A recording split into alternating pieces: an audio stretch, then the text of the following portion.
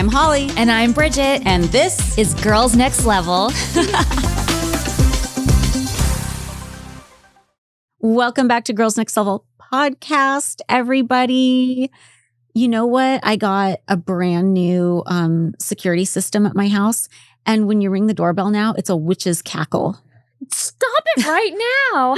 They have that just programmed in, or you put it in? They have like options. It was really cool. They have all these different options you can get for like the doorbell sound.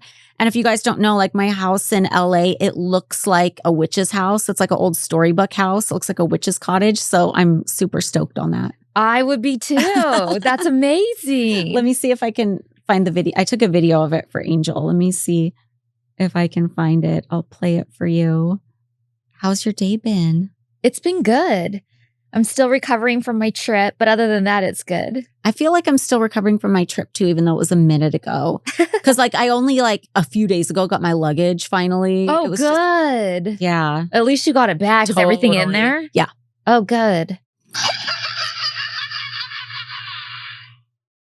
It's so fun. The only sad part about it is nobody ever comes to my house to ring the doorbell. It's so I don't know how often I'll hear it, but you know. Well, maybe your DoorDash or whatever can like ding it for you. Delivery people. And it'll probably scare them because you hear it outside. Oh my God. So they'll probably be like, what is happening? But anyway, what we're here to talk about today is the episode. This is one of my favorites of the season. It's called Go West, Young Girl. What's so funny? I'm just going to say, you're going to talk about it because I'm not even in this episode. I know. We discussed this the other day because like, as you guys will see as we talk about it, like Bridget's not in it till the very end. And I know there's a couple episodes I felt that way about myself that we've reviewed so far. I don't remember what they are. And not that I wasn't in it till the end, but just certain episodes where I remember feeling so uninvolved that I'm either like, I'm just going to let Bridget talk about this, or I don't want to talk about this because it's all Kendra. You know what I mean? Yeah. This one, when I saw the title, I couldn't even think of what this episode could possibly be about. Like, I was like, what is this one? It's a very random title. Like, for those who don't know, it comes from the saying, Go West, Young Man, which was like a 19th century thing people would say about like encouraging men to like go west in the United States to like seek their fortune back in the frontier days. Yes. But this kind of refers to like coming out west to California. And I even thought of it kind of as like they would call the studio in Santa Monica Playboy Studio West, as opposed to the unused studio in Chicago, I guess. Right. Yeah. And Playboy Mansion West. So this episode first aired on January 27th, 2008. The number one song was still Get Low, Get Low, Get Low, Apple Get Bottom Low. Jeans. From Low by Flo Rida and T-Pain. To the wall. And then the number 2 song was No One by Alicia Keys. And the number 3 song was Too Late to Apologize. Oh, no. Which that one was like a private joke for me and some of the other girls because Saskia would sing it in the studio, but she would sing it really funny. So that was just like, that song is like a portal back in time for me. Right. 100%. I think it got famous on The Hills too. Like I didn't watch The Hills at the time. I feel like I was a little too old for it, but that song I think got famous on The Hills. They used it on there. The number 1 movie at the time was Meet the Spartans, which was like a spoof of like the Gladiator and the 300 type movies. Did we ever watch that? I don't think so. Carmen Electra was in it. I feel like Carmen Electra is very underrated. I could see that. Of all like the 90s bombshells. She was so funny in all those movies. Yeah. Did you see her in the Jenny McCarthy movie, Dirty Love? No, I don't think so. You should watch it. She was so funny in that. She just had this, she was this weird character. She was really funny. So the idea for this episode originated from Kevin and I talking about possibly doing a contest show related to finding playmates, kind of like a top model, but for playmates. He wanted to call it Beautiful. I don't know if I love that name, but that was kind of like it? Beautiful. The working title. Yeah. And it didn't go anywhere because Kevin floated it by E! And probably some other networks. And people kind of felt like being a playmate wasn't a big enough prize for the show, which I feel like is kind of dumb because we could have padded it. Like you could have like, well, I mean, maybe they felt like it was too daunting because we allegedly had sponsor issues with Girls Next Door, but like you could have padded it with sponsors and like made the prize bigger in other ways. Yeah. But I don't know. So that kind of didn't really go anywhere. So I kind of wanted to do like my mini version of it for this episode, have 4 girls come out to test and we pick a winner who gets Centerfold. And there was always a stream of women coming in to test. We would usually test about 4 women a month. And of those, you usually get, not every month, but I would average out like a playmate a month. And then if the girls wanted to be cyber girls from their tests, they would, the ones that didn't make it. And so we kind of were on the lookout for girls we thought would be good for the show. And this episode opens with just a montage of Santa Monica, which I don't know if we've seen like a montage of Santa Monica on the show before. Not that I am aware of. So it's definitely a different place to open this episode. And it's such a true to life opening. Like it's such a slice of life for me because you see the studio. I'm there just like riding my skateboard down the concrete hallways. And it's just like what I would wear. I wasn't dressed up special, carrying my Starbucks, my pretentious briefcase. And that was just what life was like on the day to day. And I think you can see, just seeing me like walk in on the skate, you can see why I loved my job. It was very my comfort zone. Yeah. In so many ways. It's interesting. In commentary right here, I say, you go, oh, Santa Monica, that's where I live now, because for a while you had like a condo there. And then I ask, is it true they're moving the studio? And you say, yes, but I'll quit. Yeah, there were rumors that they were going to move the Playboy studio over to like Altadena or Glendale or wherever it was. And by that time, I'd already moved out of the mansion. I wanted to hang on to my job. But I mean, the studio, honestly, was so much a part of what I loved. And it I was just its thought own character. Its own was. thing. And I remember like falling in love with it when we were shooting our Playboy pictorial because it was the opposite of the mansion. It was still Playboy, but it was the opposite of the mansion. Everything was light and bright and modern. Not that I necessarily prefer modern architecture, but it was just the opposite feel. Everything felt light and professional and fun. And like people wanted you there, which was the opposite of how I felt at the mansion a lot of the times.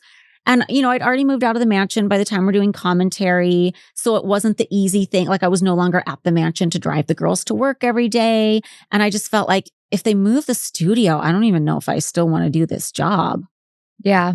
And I wonder when they moved out of the Santa Monica studio, because they did sell it eventually. And I have no idea. It probably wasn't too many years after we left. I was talking to somebody who interned there after we left, and she sent me all these pictures she took of the studio before they left because she was like sentimental about it. And she's like, I took all these pictures and all the same, centerfolds are up in the hallway and Sarah's picture in the makeup room and all that stuff. So yeah, I was like, I would quit I ended up quitting like not long after this commentary, and also in commentary, we're talking about the Girls Next Door coffee table book coming out. We're excited about that in that timeline. Yeah. In an interview, you talk about how you are the junior photo editor at Playboy and you love your job. Not only do I edit photos, but I direct their photo shoots. I help come up with the concepts. And if Hef didn't think I was doing well, there'd be no way in hell I would be doing this job position because basically it's a joke that his girlfriend walked in there and got this job. If I wasn't doing the job well, I would not be here. Yeah, I'm basically like acknowledging the nepotism of it all and just getting that elephant out of the room. But, nepotism is half the battle. It's a huge part of the battle if you're on the other side of it and you don't have connections to anything, because if it gets you halfway there, it's fucking getting you halfway there. Yeah. But then you have to like do the job to stay. You know what I mean? Like you have to bring it as well. Right.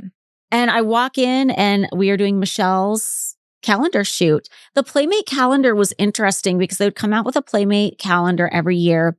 And what I would do is I would shoot the Playmates whole pictorial, like the centerfold and all the small camera stuff. And it would be kind of like one continuous theme and concept. And then I would do something totally different for calendar. Well, when they show her shooting, they don't even show that it's calendar. We talk about it being calendar in the commentary. So I feel like they're trying to show it as if you're directing a Playmate shoot right here. Well, it was part of her shoot because we would do it all at the same time. Like I had it very, very streamlined. Like we would really only shoot for a week, which was like so different from the days before me when they would spend like 2 weeks on just the centerfold. But we would do a centerfold day. And on that day, we would get not just the centerfold, but we'd get like the lingerie version of the centerfold, which they would use like in Japan. And there was actually a separate one for Japan because Japan, like you had to cover the crotch. It could be topless. And then you had to have a lingerie version for like the lingerie calendar, which was different from the Playmate calendar. Ugh, so much stuff. So we would do like that centerfold day. And then we would do like 2 different small camera days. Small camera refers to like all the other photos that were used in the pictorial. And then we would do the day that was Playmate review and calendar, which were 2 different looks. And then we would do a day that was like promo, where we would do like the girls' headshot and our Operation Playmate headshot and stuff like that. So we would get it all done at once. So it was a lot of like efficient. Yeah. And a lot of like planning and organizing, which I loved that part of it. And then in interview, Arie is saying, and before I even say what he says, underneath him again, it says Chief Playboy Photographer. Have we seen a Steve lower third yet? I mean, I'm sure he's probably in tagged this the same episode. way. Yeah, but I didn't notice it. I didn't see it in there. Maybe I need to watch it again and see. But Arie says, I've been shooting for Playboy for 31 years. The typical day of my life has actually changed dramatically in the last few months with Holly in charge. Holly is a really great editor to work with, very pleasant, and she has really good taste. But Holly knows what she wants. If you show her and she says she likes it, you don't have to keep shooting over and over.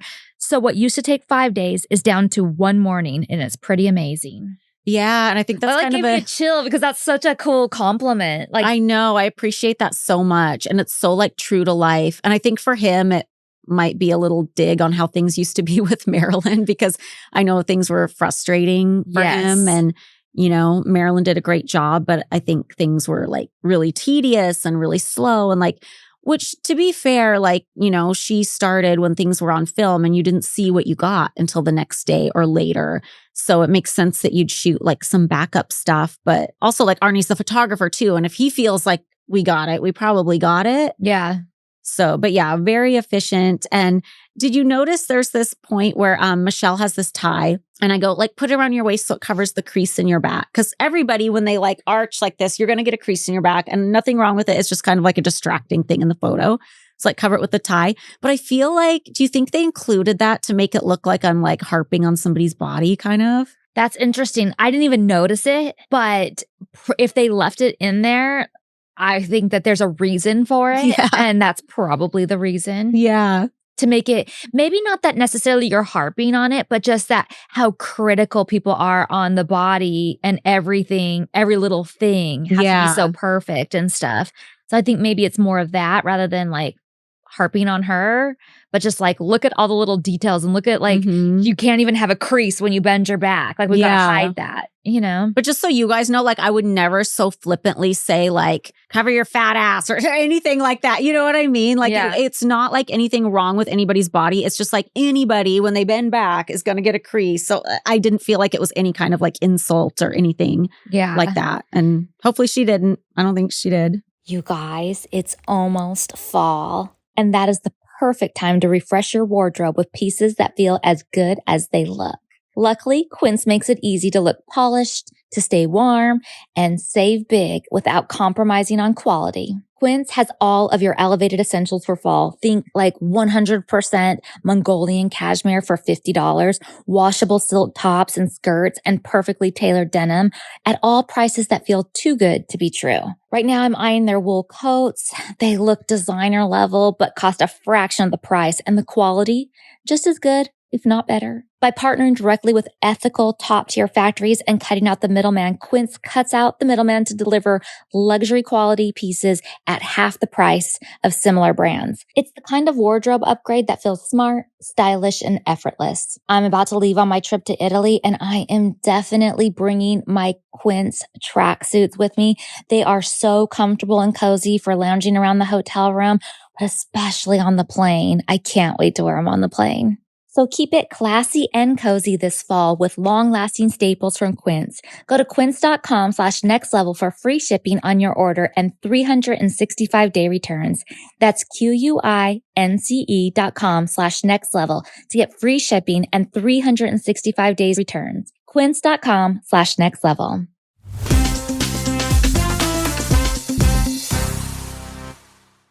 And then it shows you and Arie walking down the hall together, talking about what a good day you just had. And Michelle looks so pretty. She really does. And in commentary right here, I'm talking about how much I love our Girls Next Door calendar that's about to come out, the 2008 one. Yeah. You know what I accidentally came across? What? a Reddit thread. And I hate it when I do that. And it wasn't even people being really mean, but even just the tiniest things. Like they were critiquing our calendar, one of our calendars, probably the one you're talking about, because it's the one we shot in season 3 with like the snake and like the cowgirl and stuff like that. And it was, remember they would come out with 2 different versions of the calendar. There would be a really big one. And those were like, and I think they picked different pictures for like the really big one and then the slightly smaller one. Yeah. And then the way this calendar was scanned into Reddit, the pictures were a little morphed. So like my boobs looked weird in one, but I know they don't look weird in the real picture. It was just like the scan. And people were like, Holly's boobs look weird. Holly's stiff in all the pictures. They did Holly dirty because her figure doesn't look good there. And I'm like, okay, guys. Ew. I mean, again, like I just should not be looking at that stuff, but. Well, but I do agree. I don't like my snake picture either. I think I look, because I had the snake around and I feel like we had a say in choosing our photos. I don't know if we didn't get the final say or what, because my snake picture was also one I didn't like. So the snake was around me and those snakes are strong as fuck and they're pushing like everything out on like my stomach and my sides. So I look like twice as wide as I usually do.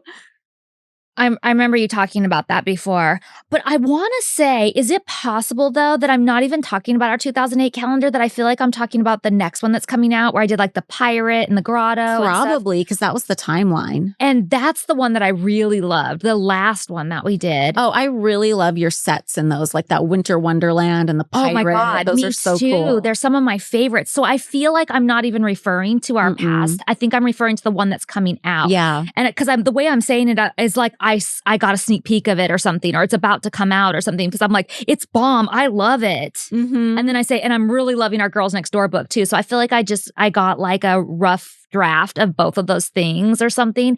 And I'm like, just like loving all the stuff that's about to come out. Yeah, there were a lot of good pictures in both of those. In an interview, you say, I really love my job, but there's a lot of responsibility. So I decided to ask Spencer Scott, who is Miss October 2007, to be my work assistant. Yeah, the next scene is they cut back to the bunny logo on the outside of the studio and they start playing kind of this cutesy bumbling music. And I'm thinking, what does that mean? Like, and I think it's because Spencer's coming along and they want to play her like she's this cute, lovable, bumbling, Okay, so in this scene, in commentary, when Spencer walks in, you make kind of a grunting noise. Like there's bad blood. Oh, no, you know what? I noticed that a couple times about a couple different people in this episode, and I don't know what I'm referring to. I do that with Spencer and with Valerie, and I don't know what it is. Oh, really? I thought maybe something happened. Not at all. Not between her and I. I don't know if something happened between her and Playboy. Like maybe she was on the outs with Playmate Promotions. That was kind of like my first go-to when I noticed that I kind of made weird comments about Spencer. But also I noticed that I'm a raw nerve in this particular set of commentary. And I'm just kind of like, feisty isn't the right word for it, but I'm just kind of like a little bit negative. Yeah. Like I'm very raw nerve in general. So I think everything comes off a little more negative than I mean it. It's interesting because I had really mixed feelings about watching this. And and even at the time, I remember thinking, oh, that's so fake for the show, though. Oh, it was 100% fake because this is the start. First of all, before we get to Spencer, can we talk about that box computer on my desk? It looks like an old box TV. It's such a blast from the past. And I have Marilyn's old pink marble desk in my office, which I loved. And Spencer comes in as my assistant, and that was totally a fake thing for the show. I didn't really need an assistant. Like we had enough people that worked at the studio to do everything that needed to be done. And I fully had my stuff like under control. So I mean, you can even see it in the scene. I'm very much making up tasks for her to do. Like, hey, can you walk these over to Terry Thomerson? I could have 2 seconds. Yeah. Terry's office is like right down the hallway. So I'm making up stuff for her to do. What this was after I moved out, Kevin would reveal to me, because we were pretty close during like my Holly's World era and we would talk a lot. And he revealed to me that towards the end of Girls Next Door, they knew that Kendra was leaving or going to do a spinoff or something like that. And they knew that where the show was going to go, it was going to go like be about like me and Hef settling down and like my life at the studio and whatever playmates. And he was like, I think the reason he told me this story was he's talking about beaches and he's giving me the whole backstory. And then he was like, so when we were talking about it, and granted, all this is going on behind our backs. Like we're just living our lives, not knowing we're being puppeted and planned for. And he was like, so, Hef and I would talk, what's Bridget's show going to be? And then I got this offer to do a beach show. And she said she was interested in that. So I'm like, that's the show. So that was the whole like story, but we didn't know any of this was going on. But I think it started around this time because Kevin was like, we're going to start focusing more on you in the studio and your work in the studio. What if you had like an assistant or somebody you could bounce off of at the studio? So I suggested Spencer. And I really like her there. Like from what I'm watching in the interview, I think she's great with the girls. I think she's fun. Yeah. I think she's maybe not what we were looking for as far as reality TV, because you want somebody who's a little like, I feel like what it takes to be a good reality TV personality is you have to be a little raw around the edges. You have to either be, I don't give a fuck, or kind of unaware. So you're spewing stuff that spouts conflict. Mm-hmm. And you have to kind of be an attention whore and like really want to be seen in some way. And I don't think Spencer was that. I think she was just very nice and cute and fun. But you can tell that even she's like, what am I doing here? Because she walks in and she's like giggling and she's like, what do you want me to do today? Yeah, and I feel like she's going in her head, this is so stupid. Like, why am I here? And I talk about how having her around frees me up to do other things like decorate the studio. And I was already free to do that. And really redecorating the studio just means like replacing the photos that were up. Yeah. Because there were all these centerfolds, like bigger than life centerfolds lining the hallway. And there were skylights in the studio. So all the centerfolds were just very faded. And it just makes the whole place look run down and outdated and old. And I also felt like on the show, I'm joking about like pubic hair being the issue. Like they all have bushes that are like bigger than a thong, but I'm just doing that to be silly. Like that's not really the reason. It's just, I felt like the fact that they were faded made the studio look run down. The fact that they were outdated made Playboy look behind the times. And I think there was like one brunette on the wall and everybody else was a blonde. There were like no women of color, no variety. So I definitely wanted to change that up. I was also excited about putting centerfolds I worked on the wall and like new updated things. I even ordered some new like celebrity covers to be on the wall, like stuff I thought was like more relevant and, bigger names and stuff. So I thought that was definitely an improvement. And they don't show it on here. They might show it in a later episode. I don't know. But women would come in every Friday to do Polaroid tests. Like there was kind of like one of the official ways you could get into Playboy besides sending your picture in is you could call the studio and make an appointment to come in on Friday. And at the time, like Bill White would do it. He was like the videographer guy. You see him later in this episode. And girls would come back one by one and do like a Polaroid test. But it was so janky because there was nowhere really to put the girls and nowhere special for them to change. They would just like change into the robe and like the wardrobe room. And then they would take them to like the back end of a set and do like some Polaroids. It was very like... Oh, I've gone for the Polaroid test before. And it wasn't a fun experience. It was a little tiny room. Yeah. And they did it against like the back of a closed door. Mm-hmm. With like there was like a little couch and a chair in this room. I don't even know what it was, like a little green room type thing. Yeah. Horrible overhead lighting. Mm-hmm. Like it was just ick. But I was like so desperate to like get another chance to come back that I did it. Yeah. So what we ended up doing was we took one of the empty offices and we decorated it cute and made it like a really cute little room with like a makeup vanity and stuff. So at least there was somewhere cute that was like a destination to take the girl for the Polaroid where you didn't feel like you're being ushered onto like the back of a set with like all this scaffolding and stuff like that. So that was one of the things. You don't see it on here. And it's funny when they focus on the centerfolds on the wall, they play some like 70s porno music. One of my favorite health hacks over the past couple of years has been Kettle and Fire bone broth. They come in some really delicious flavors, and I love it because it's a super easy way for me to get my protein in the morning. It has 19 grams of protein per serving. It's so much better for you than just grabbing a quick breakfast bar or something like that. It's great for your gut health. Kettle and Fire bone broth is rich, savory, slow simmered, and tastes as good as it is for you. It helps with gut health and digestion, muscle recovery and energy, and immune function. You get all of this without changing your whole routine. You just heat it up and sip. It's made with 100% grass-fed and finished beef bones or organic free-range chicken bones. There's no additives, no preservatives, no weird stuff, just clean, real ingredients. And with up to 19 grams of protein per serving, it keeps you full between meals and can help curb cravings. You'll see a difference with your gut health and cravings. Many people notice less bloating and fewer snack attacks, and that was the solution I needed in my life. Kettle and Fire is the easiest upgrade to your routine. Comfort you can sip, steady benefits you can feel, and real nourishment you can feel good about. My favorite is the lemongrass ginger flavor, and I also love the turmeric flavor as well.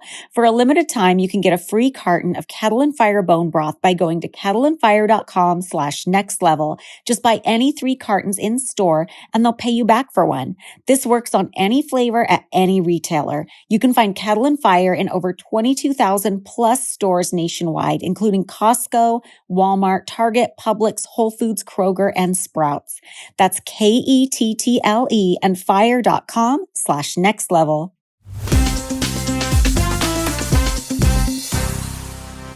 And then they start pulling all the photos off the wall. And then I feel like this was a wild line. And you say, I have another picture to get rid of. It does seem like a wild line. It doesn't seem true to the thing. It shows me talking in the hall with Bill White, the videographer. I have Harlow because I'd like brought her to the studio to be like studio dog for a day, and she just barked at everybody. So that never happened again. But I knew it would be funny if I took one particular picture off the wall because it was Kimberly, Hef's wife, and I put it in the back and I kind of giggle running away. But they have me say a line that goes over it like, what was it? What was it I said? You say, I have another picture to get rid of. And then Nate is like who was like one of the security guys at the back. He's just kind of shaking his head and laughing. I know. So it's kind of like a cute, funny moment. But then in commentary, I say that caused drama. Yes. And I don't remember what the drama was, but I'm assuming Kimberly like caused a problem over it. She must have called Hef or the studio. Which is interesting because I think it's silly and like I'm clearly doing it on purpose because I think it's a funny gag. Like, oh, this is Hef's wife, so I'm going to get rid of this one. But I don't think it's mean. It's not like we're mean about her appearance or anything. The one I thought was meaner was when I'm redoing the gym and I say there's a lot of outdated stuff down there and they focus in on Kimberly's thing, which was not my doing. Right. Or I say something like, it's something insulting, like there's a lot of rundown stuff in there or something like that. Mm-hmm. Like this I thought was funny, but I don't think it's like rude and insulting. But I think because I'm involved, that was the one maybe she wanted to pitch a fit about. So the next scene, you're down in the office and Hef walks down. Yeah, Hef's in there. Norma's in there. She's telling me about what? It's such a blast from the past because you are in the snooping corner. Oh, yeah, where like just the stuff was laid out. Yeah, and you even say, caught snooping. Yeah. But it's not really snooping though. Like this shit was laid out. Yeah. But I always just wanted to know like what's coming down the pipeline. So just so you guys know, there were these folders. Like when you first walked into the office, not Mary's office, but Norma's office, there was a little tiny counter space there. And there were usually like folders kind of set there. Mm-hmm. There were stuff that Hef needed to look at. But if you were to open them up, it would talk about like girls that might be coming out and testing or staying with us, or like important emails or information. And I always wanted to see the brown book of like the upcoming the brown book would The brown sit book there. was always there. So if you wanted to snoop, that's the little counter to really snoop on.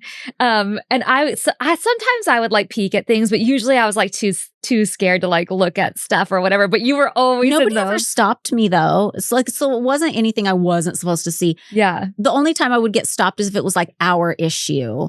Yeah. It's just funny because it just reminds me of that. Like I remember like, oh, go check the office. Like I would like encourage you to do it too. I'm like, oh, go check the office and see if you see like whatever it was that we were like guessing about or whatever. Totally. So Norma's kind of like explaining to me what girls are coming, even though I already know who's coming because I helped pick them. She shows Angel's picture. She's like, Angel's from Vegas. She had her agent submit her photos. And when her photos came in, I remember looking at her MySpace and I could just tell she had so much personality by her MySpace that I thought she would be a good choice for the show. Because we wanted to pick girls that we thought not just had a chance for Playmate, but would be interesting on the show. Yeah. And then Valerie had sent in Polaroids and I think she has such a cute look. Like she kind of has this like, because her hair's like black and it's kind of like teased up. It's almost like this Priscilla Presley look. Like that's what the look kind of reminds me of. Kind of like 60s vibe. I have a quick question before you keep going. In interview, you say Playboy gets tens of thousands of submissions every year from girls who want to be playmates. Is it really tens of thousands? Mm-hmm. Holy shit. Yeah. That's crazy. Yeah. That's crazy that many come through and it's still so hard to like find one. Yeah. That's so crazy. And then Melanie was the next one. She had sent photos in. And I think Hef had picked her to come in to test more so than me. And then Kayla was somebody I had met on MySpace, and I had asked her if she was interested in being a playmate. And usually I was comfortable approaching girls on MySpace because MySpace was not a very discoverable platform. And you had to go in and you had to add everybody who wanted to follow you. They couldn't just automatically follow you. So I would see people who would come in. So people who would follow me, I assumed they like knew who I was or knew the show or knew Playboy. So I didn't feel like it was that weird to be like, oh, would you ever be interested in posing? It's not like I'm like cold asking some random. Yeah. And I'm talking about how sometimes the candid photos you see on MySpace are a better indicator of what you're going to get.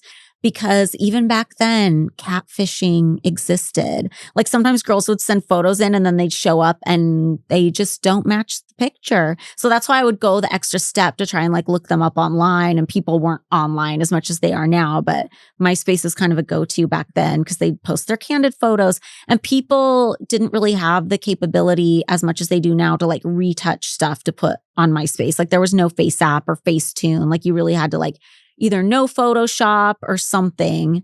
People just weren't really doing it as much. Definitely. There's another thing in this that took me way back in the scene. In commentary, we say Meatball as Duke runs in because Norma used to call him Meatball. And I completely forgot about that until like I was listening to this and I was like, oh my God, it's one of those things that kind of like transports you. Like you're looking at that counter, like Snooping, and then Meatball. And I was like, oh my God, I feel like I'm there right now. It's like weird. Duke, the way his shape was, if you look down at him when he was on the floor, he always kind of looked like he swallowed a meatball. I don't know if that's why she called him that, but that's what I thought. So Angel gets dropped off at the back gate. I'm there to meet her. And later I would ask that the playmates be dropped off in front because I felt like the back gate, like I know they're doing it because it's close to the guest house, but I feel like it's such a non-glamorous way to enter. Like you should see the big gates. Yes. You should see the playmates at play sign. You should see the driveway and the house. Like that's just so much better, I think. It is much better.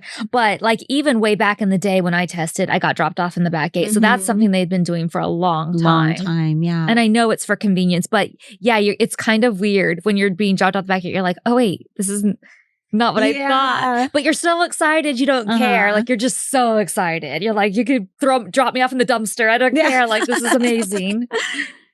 And my first thought watching this back is Angel was a baby because like we're still close friends now and she's just like so young in this. Yeah.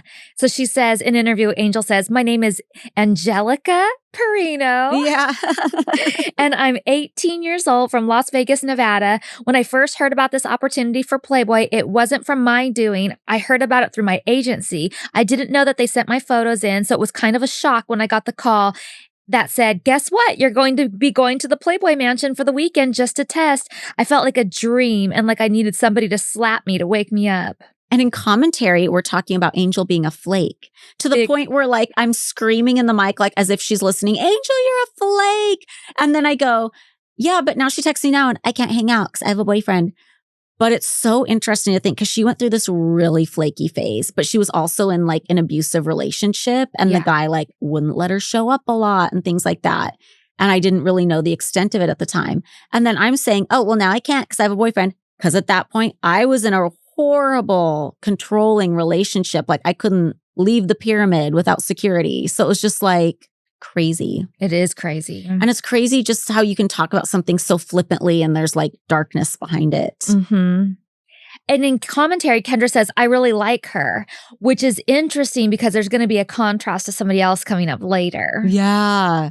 And I love this real moment they catch where Angel and I are just sitting there and she's like, okay, so what does Hef do all day? Wait, what do I call him? Do I call him Hef? Because I feel like that's so real. But for some reason, when we've met the new girls in the past, you're not really catching those little moments. Right. Where people are coming from not familiar with this world at all. And they're like, so what does he do all day? You Yeah. know? And I talk about how when we were out in public, people always call him Hugh, which Yeah. is so weird because nobody called him that except his brother. Yeah. And then Angel in her confessional talks about religion being really big to her, which is like the first time we're seeing a character like this on the show, or addressing that as a reason that somebody might not pose. Right. And then Angel and I are talking, some Louisiana twang music starts playing because Valerie from Louisiana is being driven up in the limo. As summer is winding down, I still like to do the simple summer makeup looks for days I want to look refreshed without going full glam. So I like to put a little highlighter in the corner of my eye to look a little bit more bright-eyed and refreshed. I like the Thrive mascara. Oh, it makes my lashes look so long. I love it. A little foundation, a little bronzer, and just a hint of color on my lips is what I love. Because summer is all about looking and feeling your best without piling it on.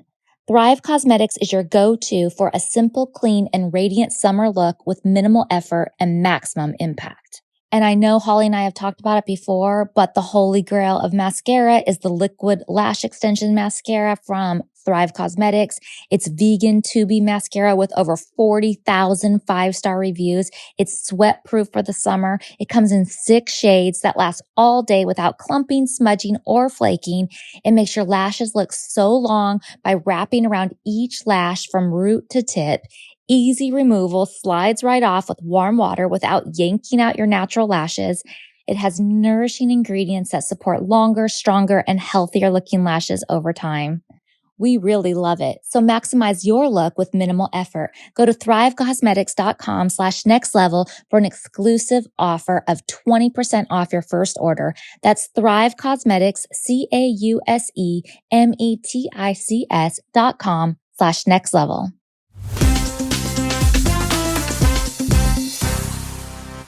And Valerie's wearing something that I think looks really uncomfortable for plane travel. She has like a short skirt and like high heels. Maybe she ran to the bathroom at the airport and changed. Maybe, or like switched out of her shoes or something. Because I always get so cold on a plane. I either get really cold or really hot. Like it's hard to just I have be to have comfortable. layers. Yeah. And it's weird also because in Angel and Valerie's confessionals, they're both wearing peace sign necklaces. Like that must have been in style with that age group at the time. Totally. In an interview, she says, I'm Valerie Mason. I'm from Monroe, Louisiana, but I live in Texas right now and I'm 19 years old.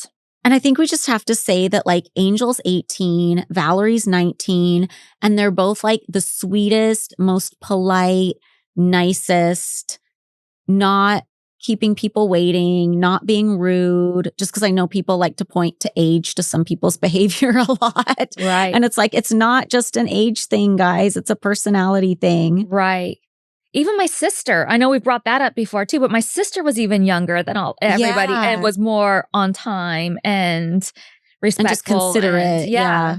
And with Valerie, you're also catching something interesting because she's coming as like an outsider and somebody who's watched the show. And she's saying like that meeting me was like meeting a real celebrity. And then she's meeting Hef and he's so famous. Mm-hmm. So it's interesting because I don't know if this is the first time we're seeing somebody out of the box in that way where they're kind of referencing the show without referencing the show, but have we? I don't think we have. Yeah, it feels like a first. mean, maybe slightly just with like people coming to signings and things like that and talking about us, but not like somebody like at our house that I know of. I was trying to think of maybe the contest winners or something, but I feel like they didn't even go there with that. Yeah, you're right.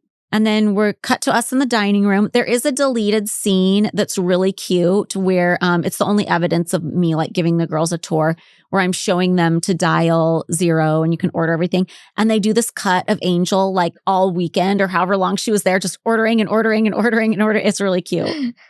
I posted it on my Instagram story a while back, very while back by the time this airs. So we're in the dining room and Hef comes down and introduces himself to the girls. And I wonder where he's going because he's already in a shirt and jeans. Like I was wondering too. We're going to Saddle Ranch later in the day, but I feel like he wouldn't usually have been dressed that early. Like I don't know if he had to like go to a doctor's appointment or something before then. Sometimes stuff like that would happen. It was rare that he needed to leave the house, but every once in a while. Yeah. And in commentary, I mentioned that Valerie met us in Dallas when we went, and we had so much fun. And then we also talk about going to wanting to go to New Orleans again. But I say, oh, I won't be in town this year for Mardi Gras. I'm missing Super Bowl, Mardi Gras, and probably the golf scramble. I noticed that too. I thought that was really cute how you're off living this new life, but you're still thinking of things in like the mansion social schedule. Well, because it was still part of my life, or at least I thought it was going to still be part of my life, and that I was going to try and, still incorporate as much of it as possible. Do you feel like you've carried any traditions from the mansion into your real life without even realizing it? Because I catch myself doing stuff that I know came from the mansion, but it seems like just the way to do things. Like, remember when we had that seance at my house with Patty and I laid out all the waters on the sideboard and the way they used to do it at the mansion buffet? Yeah. Oh, there's lots of things. There's lots of little things. It's hard to think of them because they just seem so natural. But having extras of stuff, I know you've said you do this too, having 2 or 3 things so that you never run out kind of thing. Yeah. I remember when I moved into the main bedroom, Brian Alea was like, okay, this cabinet is your sundry. So I would order stuff for Tina. So keep there wasn't room for everything I would use, but you could pick 5 or 6 things and they would always keep it stocked and there would be a row of 3. And I still to this day, almost everything I buy, there's a row of 3. Mm-hmm. And I'll buy a new one to replace the last one and move them up. Yeah. That's one of the things that I remember. Wait, I just had another one. There are things though, but they're small like that. They're little things that you wouldn't necessarily, even just the way I schedule, when I'm traveling, I used to fit. Do you do an itinerary? Oh, I do an itinerary, but I used to do that before too. But I thought I used to fit a lot of things in before I was at the mansion. But when we were at the mansion, you really see how much you can really pack into a schedule. And I kind of do that now, for better or worse. My schedule is packed from morning to late at night, and sleep is if there's time. Yeah, it was so funny. We were with my friend Tanya yesterday and we were talking about our trip to Paris last fall. And she was like, and then I was running on Holly's schedule. It was crazy. I do that. It's just I torture anybody who travels with me because it's there's no wasted moments. Yeah. In my trip to Lilydale and all that stuff, I think I tortured my friend Elizabeth. I think she was oh my God, I'm going to die on the schedule. Yeah. But I was just go. We'll sleep later. Yeah. I know you're going to be texting me probably for the rest of the week. Oh, I noticed this thing. Oh, I noticed that. And probably me too. Yes. It's just weird how, we didn't grow up there, but I feel like we grew up there in a way because you just had these traditions for so long that you just kind of adopt without even thinking it. I wish I could carry on some of the social stuff too. Right now I can't because of I'm in still transitional housing. But I wish I could have Sunday fun in the sun, or Friday nights have game night or people over or whatever. I wish I could do more of the social stuff, or have a big party every year. That's the party, Well, I wish I could do that for 4th of July, just for my neighborhood or my friends or whatever. Yeah. I want the slip and slides for 4th of July. I want the slip and slides for the whole summer. Yeah. Yeah, there are things that I wish I could still do, and I hope I will be able to do someday, but there are a lot of things. There are definitely a lot of things. Yeah. So then Melanie, another candidate, gets introduced, and I'm kind of bummed the way this all played out because she was from San Diego, so she just drove herself up. And I feel like it just wasn't good for the show because she just kind of shows up. And she doesn't really get the same welcome the other girls do. And I feel like I'm almost caught off guard, even though I knew she was supposed to show up. She pops in like she's almost part of the furniture, like she's already been there. And I feel like she's already almost at a disadvantage. I mean, not really, because everybody's going to be judged by their photos.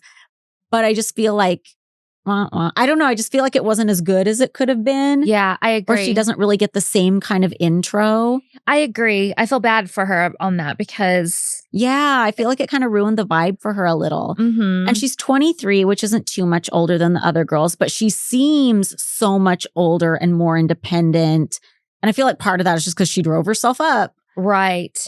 In an interview, she says, "My name is Melanie Lorenzo. I'm 23 years old and I'm from San Diego, California. The mansion is crazy. You walk around and you get lost and everything is old school, all wooden." I thought that was so cute when she says everything's old school, all wooden. Yeah. I want to take a picture of everything. Have you seen the interior of the Great Hall picture that Darren posted? Just him standing on the stairs. Yeah. Thoughts? It's like a lighter wood now. Yeah, Like it's weird. It's like been sandblasted. Like it's still the same woodwork. And then they have like a brass handrail coming down on the which other I thought was side. interesting because Hef didn't even have a handrail And like he could that. have used it. Right? So I think it's interesting that they have it in there. Yeah.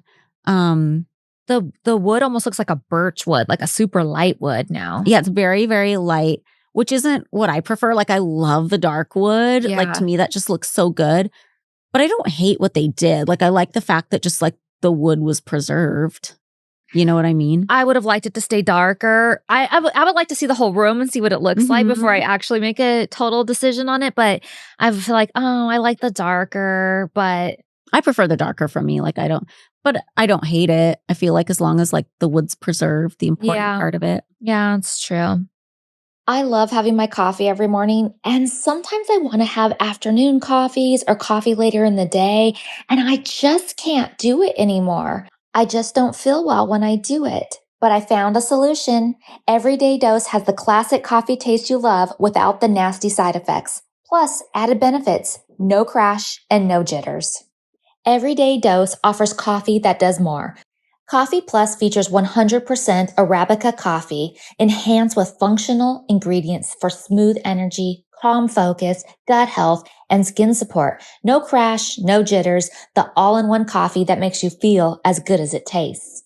And the coffee is available in 2 varieties. You can get a mild roast, which is like smooth and light-bodied with 45 milligrams of caffeine, a medium roast, which is rich and full-bodied with 90 milligrams of caffeine. Either way, both feature 100% Arabica coffee enhanced with functional ingredients for a smoother, more focused energy boost.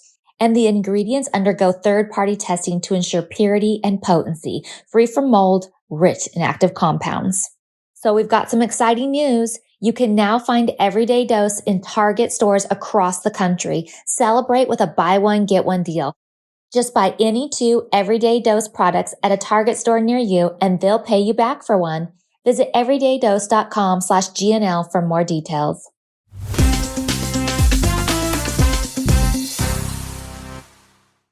So then the 3 new girls are walking around together.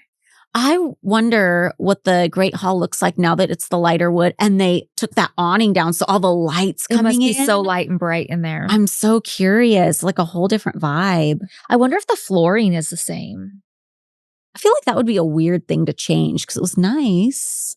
But who knows? I mean, they changed like that outside patio flooring. So maybe it's different. Yeah. Interesting. It is interesting. Yeah. And I thought this was interesting too. They see a photo at the top of the stairs of Hef and they say, I don't think we're allowed up there. And Angel says, no, not yet anyway. But the respect and the vibe that people They're so sweet. Yeah. That people, and that just the general feeling that people knew that you don't go upstairs. It's private rooms up there and you don't go upstairs. That changes when we're on our way out. And we say something in commentary, right? Because Angel says, I don't think we're allowed up there. And in commentary, you and Kendra, who still have a presence at the mansion, go, either you or Kendra, I forget who says it. Now everyone is. Yeah. It was bad. It was really bad. Like, and I know I've talked about this before, but like locking our doors, like just random people walking around up there. Like there was zero respect anymore for like, this is private up here.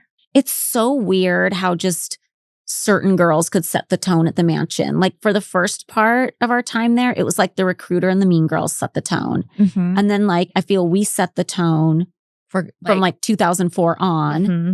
And it just affected everybody who came in. Like we never had a weird even girl come to test who was a problem really. Right. And if they were, they just didn't last very long. Mm-hmm. It was just, people were just like cool and respectful. And then like the second we leave, it's like the vibe changed entirely. Instantly. Yeah. It's crazy. Which we got some more dirt on that in an upcoming interview. Oh, you guys, wait till you hear these interviews coming up. And like in one of the interviews, and she didn't say it, she said something similar to it in the interview, but afterwards she was like, you know, when you guys were there, everything felt so genuine and sincere and like sweet. And the second you guys left, it was like toxic and dog eat dog. Ew.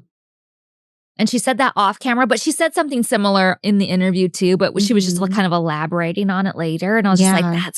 that's what everyone tells me too. But like, it's crazy every time you hear it that things change so much. And I mean, even just being there up until the very end, well, Mhm. until like January, whatever, I was seeing it happen already. But then I always just thought, well, maybe it's just because I'm feeling weird because I'm on the outs and Yeah. stuff like that. But I think everyone felt it. So crazy.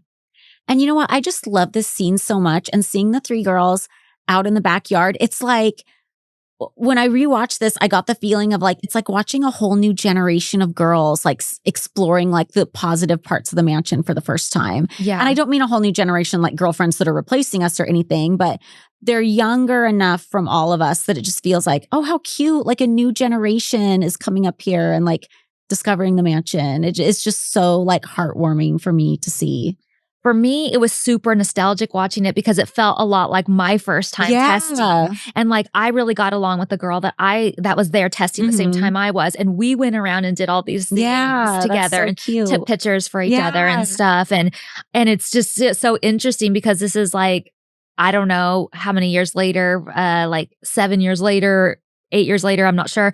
And it's still happening like that. And there's still like really good female relationships forming and friendships, and people are supportive of each other and stuff. Mhm. So it just made me feel kind of nostalgic for like my first time too. Yeah.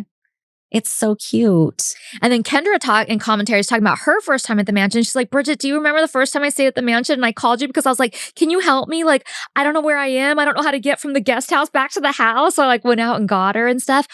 But not only is that cute and like relevant to the scene, but like also, again, Yeah. don't say we never helped you. Don't say we weren't your Yeah, friend. exactly. Don't say like we were treated you mean. And yeah, the mansion, I mean, when you first arrive there, if you don't know the lay of the land, it can be very disorienting. Like, where am I? And disorienting too, because like I remember the difference between when I went to my first midsummer's party versus my first Fun in the Sun when there wasn't a tent in the backyard. It looks very different. Oh, way different. Like you have to like reacquaint yourself. Yeah. In an interview, you're talking about how much fun it was to get to know Angel and Melanie and Valerie. They're all really cool, but I still got to meet one more, Kayla, and I'm excited to see what she is like. Yeah, Kayla doesn't come along until a little bit later. It's just so cute too with them. They all have their digital cameras. That's another like blast from the past. Yeah. They all have their digital cameras. They're all just taking pictures of random things. And before we get into the Saddle Ranch scene, we need to back up a little bit because where are you? What's the timeline? What month were we filming this? What were you doing? It also like loops back into another episode we filmed. So tell us that. So this is happening very first week of September. This is probably around September 1st, 2nd, 3rd, somewhere in there. Mhm. And that September 1st is the day my brother came home to the mansion. And we were there the first couple of days. So maybe this was more like the 4th or 5th or something. But then we went home to see my family. And I don't remember for sure. But I suspect that originally I was probably going to stick around to film this scene at Saddle Ranch and to meet all the girls.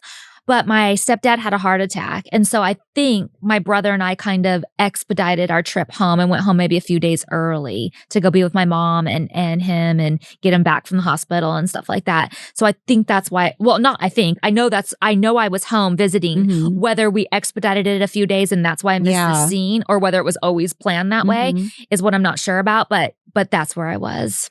Yeah, that makes sense. Because I was like, why wouldn't Bridget be at this? I like, know. it just doesn't make any sense. And it's so me too. I was like, this is weird. Like, I would help you give a tour if I could have. Yeah. Like, I would definitely be going to Saddle Ranch. Like, yeah, and it's an interesting episode. It's very different because we're like minutes in before we ever see Kendra. Like when she first pops up, I made a note like, oh, whoa, we're 10 minutes in and we haven't seen Kendra. But we don't see you till the very end. It's like very unusual. Yeah, you guys, I make a blip in there and then that's it.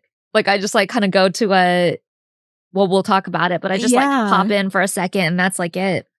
I thought it was really cute how in the guest house, the new girls are all like, telling each other like, what about this outfit? Let me look at your outfit. Like, oh, it looks cute. Like, talking about what they're wearing and everything and walking up to the mansion together and all telling each other how good they look and stuff like that. Like just super supportive and sweet. It's so great because, I mean, even checking back in with everybody after all these years, like everybody just has really positive memories about this weekend and how nobody was competitive with each other.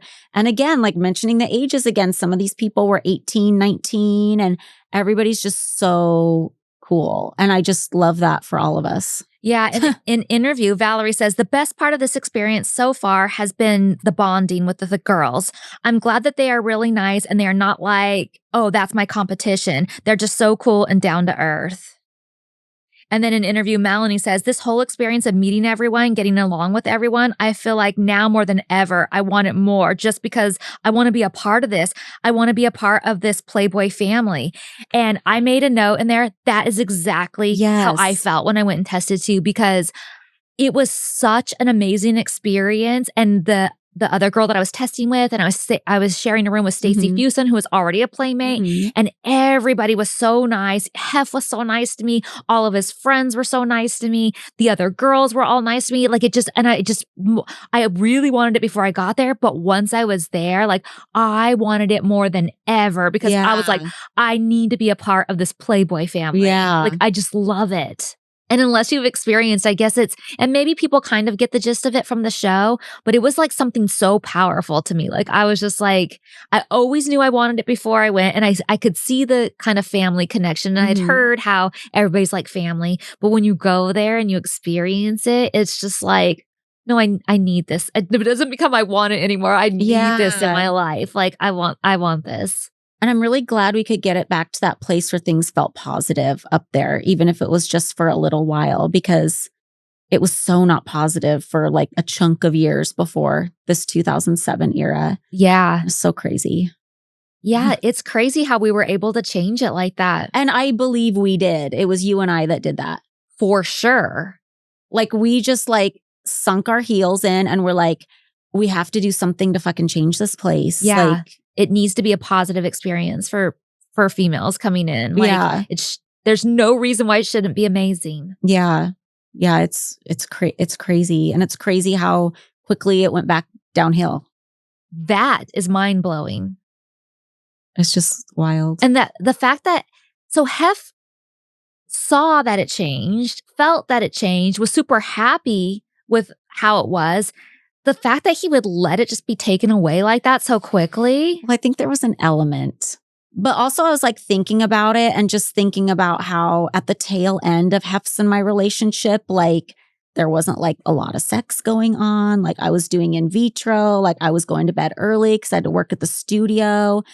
And I think he was just so eager to get back to the gross, disgusting orgies. And I say gross, disgusting orgies because I've heard stories from some people that were going upstairs after we left that blow my mind and are grosser and weirder than anything we ever had to like experience. And I just feel like it's that taking over again. And whatever he thought he had to do to get to that, he was ignoring everything else. Like, wasn't really getting to know Crystal as a person, didn't care about how everybody was acting. The twins can be beating each other up in the hallway and he doesn't care. You know what I mean? And it's just gross. Yeah. Especially coming from a time where it seemed like everybody was so happy and things were so positive and everybody was getting along and like things just seemed so good, even for him. Yeah. And I think just like the three of us leaving all at once just really like shook him because he felt like he was out of control. Yeah. Even though he should have seen that coming from 500 million miles away. Yeah. But it's wild. But at least we had a moment. There was a moment, and this is the moment, and it's a good, yeah. it's a good. Like 2007 was probably the best year overall, I think. Because 2008's when everything started to fall apart. Yeah. But 2007 was good. Yeah. For the most part. There were hiccups here and there, but. I agree. I thought, in my head, I thought 2008, for the most part, was good for me. But looking back on it, I see where things were starting to crumble. But at the time, I just thought we were getting more shit than ever. Yeah. And so for me, like kind of financially and opportunity-wise, 2008 seemed like the best year possible. But I was breaking down. Yeah, as we're reviewing this, I can see breaking down. I can see that it's actually falling apart in 2008. And so that 2007 would be the best probably year for like just everything. Calm. Yeah. Mm-hmm. A happy medium on everything. Yeah. So we'll see you next week. We will meet you at Saddle Ranch. If you'd like more content, check out our Patreon at patreon.com/girlsnextlevel. If you would like to check out our merch, it's at girlsnextlevel.shop. And we'll see you guys next week. Oh my God, we should totally go to Saddle Ranch. No, that's what I was because when Angel was in town for her interview with Tanya, we stayed at the Magic Castle Hotel and we went to eat at Yamashiro. But that was like a second. I just didn't go because it was kind of like out of the way. Because like the studio's here, Hollywood's here, and Saddle Ranch is a little there. But we should have. That was kind of one of my contenders. Like we should have gone to Saddle Ranch. Well, I haven't been there in a milli. Me neither. But we should still do it. We should do like a little video. Yeah. That'd be fun. All right. Bye, guys. Bye. Mwah.